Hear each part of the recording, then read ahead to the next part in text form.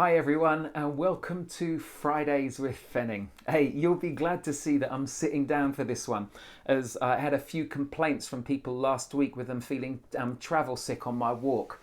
So I'm sorry about that. I've grown up in a Christian family and have read the Bible all my life. I've listened to thousands of talks, and it's not often that I discover something that I've never heard before. But I did on Wednesday in my 10-month group. We've been listening to a series of podcasts called Bema with a guy called Marty Solomon, where he explores the Bible from a Jewish perspective. And honestly, I am loving it because it's like looking at those magic eye pictures that were all the rage in the 1990s. For those of you not old enough to remember, you'd have this patterned picture to stare at. And as you kept staring, this 3D image or picture would slowly come into view. They were incredible and I loved them because they were so clever. Well, it's been a bit like that with the Bible for me. Suddenly, I'm seeing new things that I'd never seen before. And I want to tell you what I've learnt this week. We have 4 Gospels: Matthew, Mark, Luke and John. And each one gives an account of Jesus' life, death and resurrection. And for years, people have tried to blend those 4 Gospels together to get an overall picture of Jesus' life, this kind of chronological timeline. That is such a Western view. We want things nicely tied up, in order, all making sense. But do you know what? That was never the intention of the Gospel writers. In fact, each Gospel writer had an agenda when writing, this kind of subtext that was woven into the account, which is why they're not written neatly and in chronological order. So you find a story of Jesus in one Gospel, but it's left out of another. Why? Because it doesn't fit their agenda. And for all of the Gospel writers, what they were writing was very subversive at the time. Caesar was king and they lived under Caesar's rule, his kingdom. But what they were writing was that there was a new king, bringing in a new kingdom, the kingdom of God.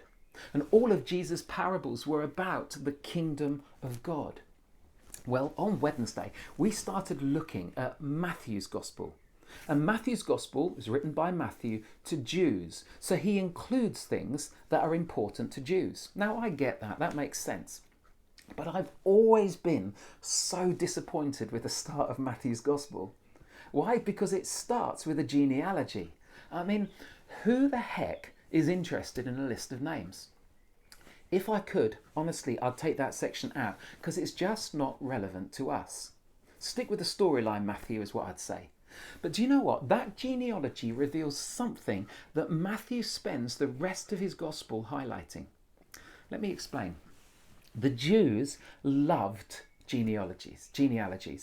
It showed their heritage, where they've come from, the important people in their lineage. And so Matthew starts with a genealogy from Abraham all the way through to Jesus, but he misses out certain generations.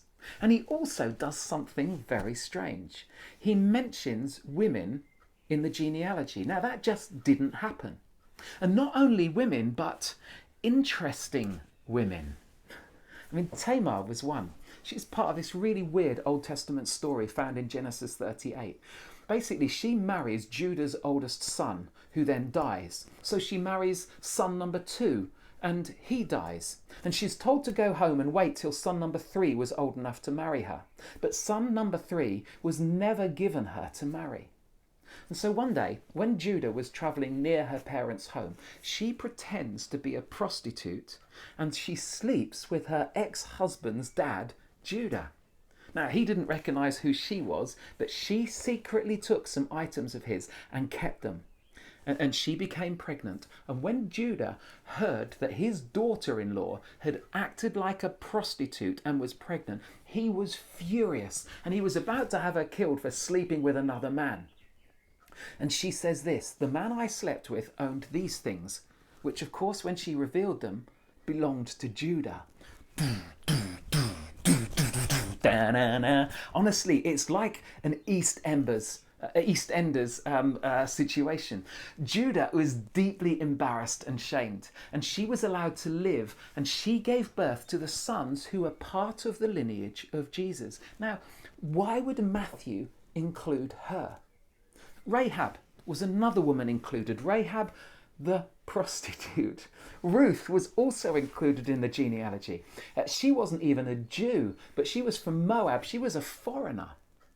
And just with this short genealogy, Matthew is introducing his agenda for the gospel.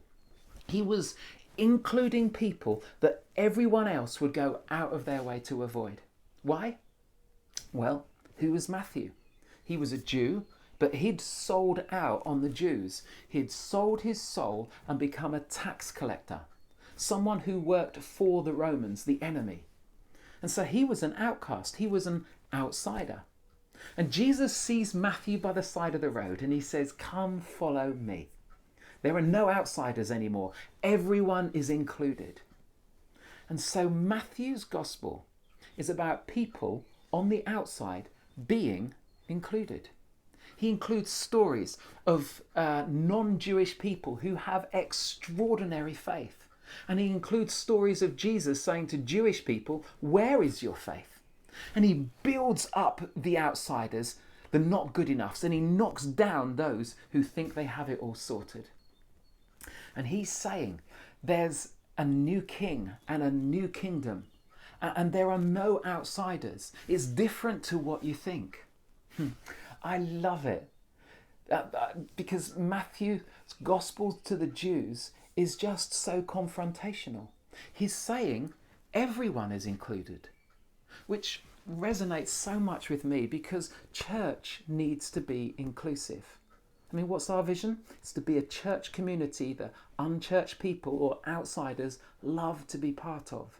This was Matthew's agenda. This was Jesus' agenda, and it needs to be our agenda too.